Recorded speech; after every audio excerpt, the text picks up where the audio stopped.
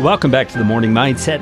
My name is Kerry Green. I'm here to help you get your mind right for the day. And I hope that doesn't sound condescending or funny, but it really is true. As human beings, we are flawed creatures because of the power of sin that has affected our lives. And it's not a religious thing, it's just a reality thing. We are flawed. We are not perfect as our God is perfect. And our desire every morning should be to get our minds aligned with the way that He thinks about the way the universe works, including our thoughts about Him, our thoughts about ourselves, our thoughts about other people, and our thoughts about our role in the world. And the Bible is what we're using to help ourselves get our minds right. And so, since it is the Christmas season, we've been looking at the Christmas story. And most recently, since it is the Christmas season, we've been looking at Matthew chapter 1, verse number 18. And this was the account of how the angel Gabriel came to Mary and told her about the birth of Jesus that was coming and how she had been blessed. Actually, it's in Luke 1:26 is where the story begins. I misquoted the scripture there. And there's some interesting things to notice here about Mary's attitude. First of all, she was responding with curiosity, obviously, because she didn't understand how some of the things that the angel was describing to her could happen. But in the end, when he had explained everything, even though it still wasn't absolutely comprehensible, she submitted herself to God's will. She says at the very end, "Be it to me according to your word."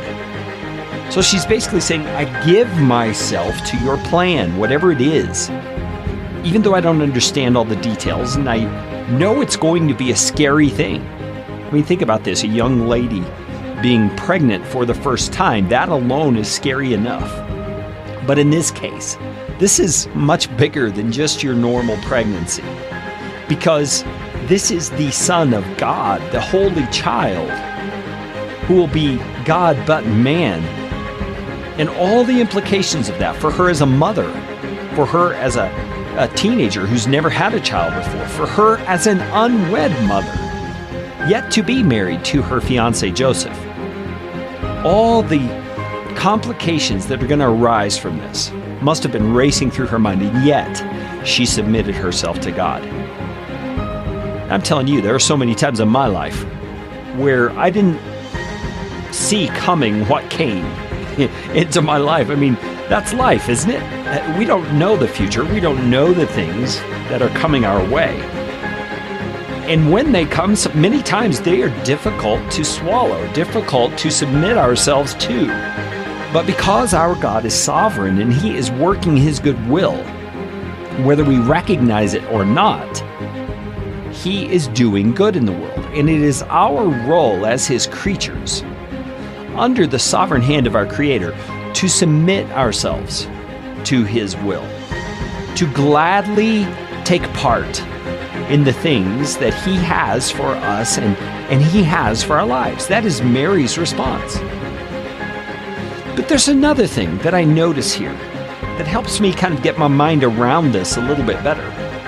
And that is to notice that God doesn't really seem to care about the implications of what He's doing from a man-centered perspective. And here's what I mean by that. When God chooses Mary, He chooses a woman, a young woman who is not married at the time. And in her culture, and to some degree in our culture, the stigma of being pregnant but unmarried was a huge deal. People were going to look down on Mary. They were going to look down on Jesus. But God did not care about man-made standards. God did not care about this stigma. He cared about glorifying Himself through this miraculous way of bringing His Son into the world. Tomorrow, we're going to address that a little bit more on The Morning Mindset from livebuildchange.com.